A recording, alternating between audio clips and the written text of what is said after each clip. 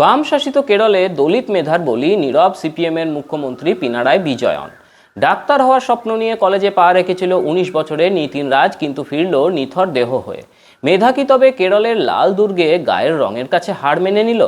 কেরলের কান্নুর জেলার আঞ্জেরা কান্দি ডেন্টাল কলেজের মেধাবী ছাত্র নিতিন রাজের মৃত্যু আজ গোটা দেশের বিবেককে নাড়িয়ে দিয়েছে। গত ১০ই এপ্রিল কলেজের ভবন থেকে পড়ে রহস্যজনকভাবে মৃত্যু হয় তার। পুলিশ একে আত্মহত্যা বললেও নিতিনের শেষ অডিও ক্লিপ ফাঁস হতেই বেরিয়ে এসেছে বাম শাসিত রাজ্যের উচ্চশিক্ষা ব্যবস্থার এক কুৎসিত চেহারা। অভিযোগ হাড় হিম করা, শুধুমাত্র দলিত পরিবারের সন্তান হওয়ার কারণে এবং গায়ের রং নিয়ে ক্লাসে সবার সামনে নিতিনকে প্রতিনিয়ত ব্যঙ্গ করতেন শিক্ষকরা।